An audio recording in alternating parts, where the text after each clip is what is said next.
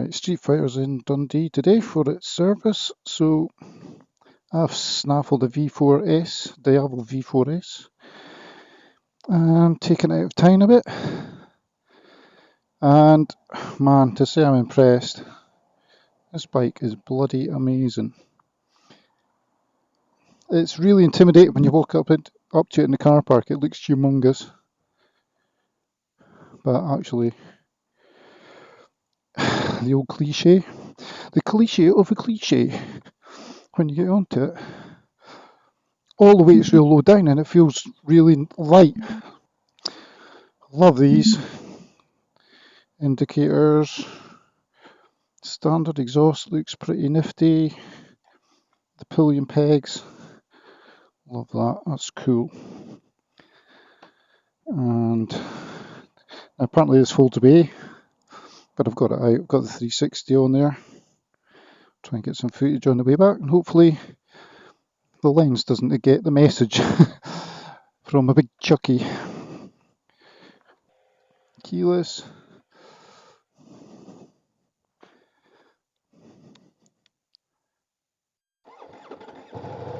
That's cool. I can't get used to it. It feels like you should pull it down and hold it, but no. Press that. Bike's in sport mode. It's been in sports mode since I picked it up, so I'm just going to keep it there. Very happy with how that feels, even in town. And yeah, no facts and figures. We all know what they are. Well, you lot do. Before, because you probably watched loads of informative videos about this bike. It's just my first impressions. Comparing it to my Street Fighter V4, my V4S, I wish. I was looking at one of them in the showroom, that's why I said it. Yeah, comparing it to my Street Fighter V2, which is in for its service. Right, so I think I've done about 30 miles on this bike, 20 odd 30 miles, and to say I'm impressed. I've not ridden many bikes, big bikes, horsepower wise and physical size wise. This has got to be the biggest bike I've ever ridden. But as I was saying in the car park there, once you're on it, it doesn't feel big. You're not aware of that massive wheel at the back or the kind of stretched out layout of the bike. It feels quite sporty. The seating position feels almost like my 790 Duke.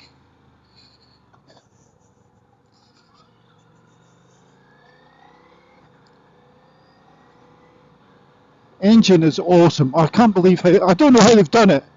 Yeah. A V4, but it definitely sounds like a V2. It's so clever. It changes when you get up through the rev range a bit. But just putting about here, yeah. In town, happily cruising around it in third gear without lurching. Once it gets down to about 20 mile an hour, you want to put it into second. But it's easier to ride in town than my Street Fighter V2, way easier. And yeah, I'm 5'10"-ish, both feet flat on the ground with a good bend in my knees still. So, and it's weird when you stop; it does not feel heavy at all. My Street Fighter V2 feels more top heavy than this. Had a couple opportunities to overtake on the way here, and it flies. There's no hesitation, it's just off. But I'd say that the thing that has impressed me the most, other than the acceleration, is the gearbox. The quick shifter on this is a step up from on my V2. Yeah, it's good on the V2. I wouldn't say it's any better than the one on my KTM, but it's good, does the trick. But this is just like, when people describe seamless gearboxes in MotoGP, I can't get my head around them. Say it doesn't feel like you're making a gear change, and this actually feels to me like a seamless gearbox. Not so much on the way down, but on the way up it's just like there's no drop in power. It's just smooth, just the slightest of taps and it's in gear and off. Usual Ducati mirrors though, really hard to set up. The same as the ones on my bike, I think, before I swapped them out. I like this. In fact, it's blacked out. I've got all of my phones and computers, desktop stuff, it's all set up on dark mode, and so I like that. When I was looking for the modes earlier, it's a different layout. I like this X lit up backlit. Yeah, it's a slightly different layout to my Ducati, but same idea in that to get into my mode there, spent a wee while looking for it, but you just hold that button down until it changes, and then you can change your mode from rain, urban, street, and then sport, and you just see it changing up above your current gear. Yeah, gorgeous. Really, honestly, I would have one of these tomorrow if I won, your big Euro lottery win or something, and you were building your dream house with your dream garage. This bike would definitely be going into my dream garage. I almost chickened out of riding it because I could have had the Monster, which I was keen to try just in comparison to my 790 Duke, and then they had the Scrambler, which I thought is an alternative if I ever get rid of my smart filling, would be a Monster. Probably I know they don't make it anymore, but I'd probably go for the Desert Sled.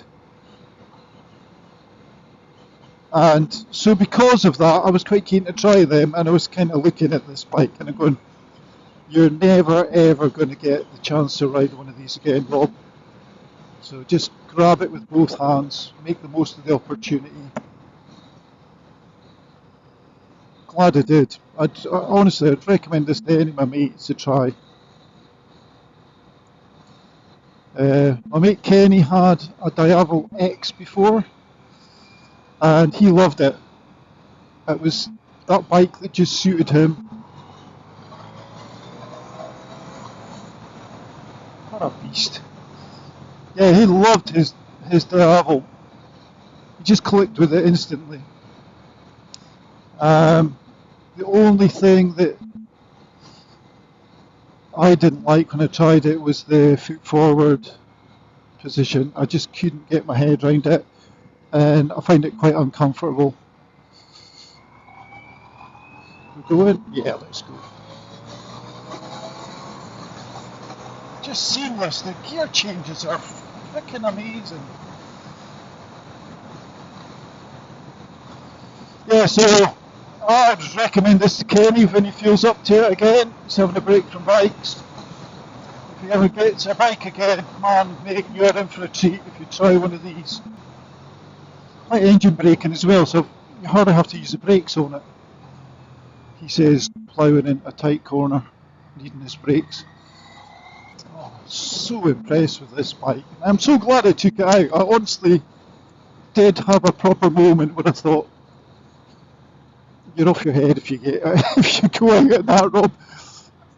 This is just so nice to ride. I can imagine riding one of these around Dundee quite happily and going for a scratch out the back roads. On the Street Fighter, it would just be get me straight out of the city as quick as possible. Oh, lovely Z. That is cool. That would be my dream car, actually, that. I think if I was wealthy enough to do it, I'd do a resto mod on one of those. I had a toy one when I was a kid, and I've always loved the shape of them. I saw you looking at my Diavel, mate. Oh, this is so frustrating. All this freaking horsepower on tap and I can't use it. It's like being told you've got, alright Rob, you've got the night with Salma Hayek, but you can only look at her. Feel my right foot getting a bit warm. What's the temperature? Saying 18 degrees. So it's warmed up since I came in this morning. 18 degrees, 17, 18. Yeah, right foot's definitely warmer than my left foot. And like how narrow the tank is as well, my legs go right into it, out of the wind. There's actually a surprising amount of wind protection on this compared with my Street Fighter. I don't feel like my knees are getting pulled out from the tank. Right, we're going.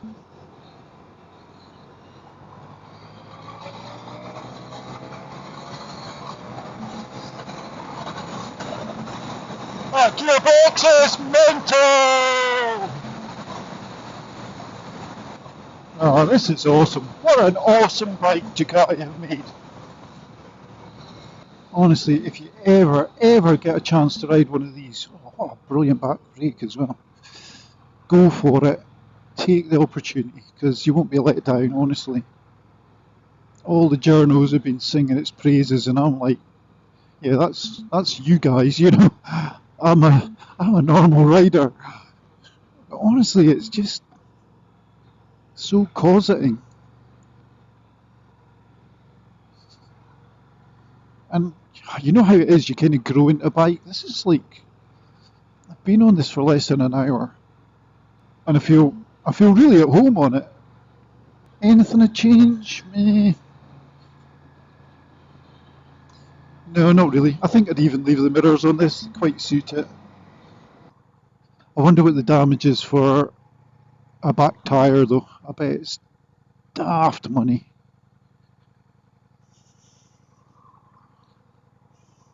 You know what as well, this is even better than my Street Fighter when you come to a stop and you put your feet down. It just, something that I'm very aware on with that bike is how top heavy it feels compared with my other bikes. This doesn't feel like that at all. I don't remember taking this road in. I think I've taken a wrong turn.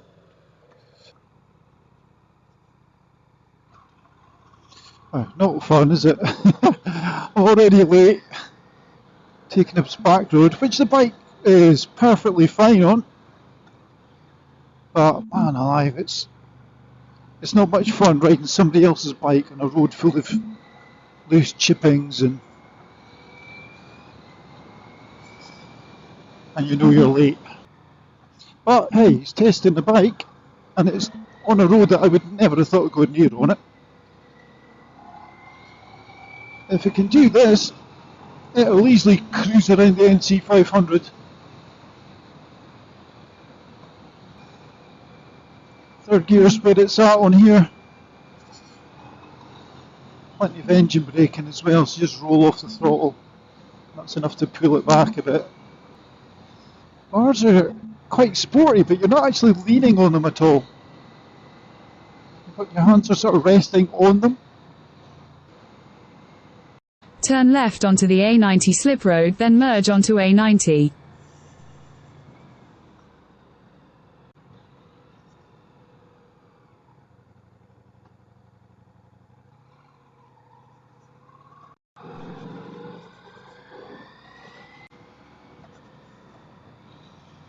Yeah, we'll get some motorway miles.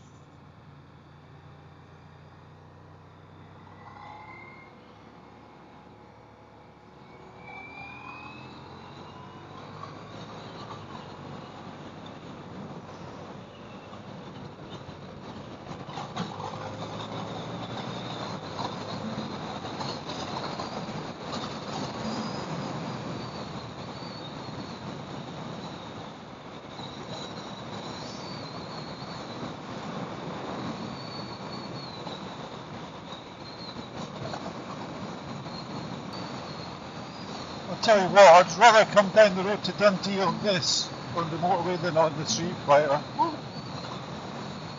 Not a problem. That big fat headlight must work as a splitter to some degree, because I'm not getting anything like the amount of buffeting that I normally get.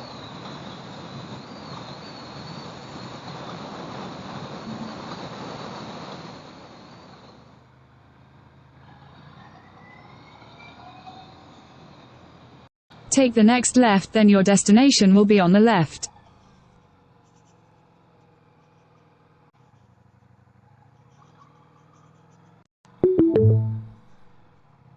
Your destination is on the left.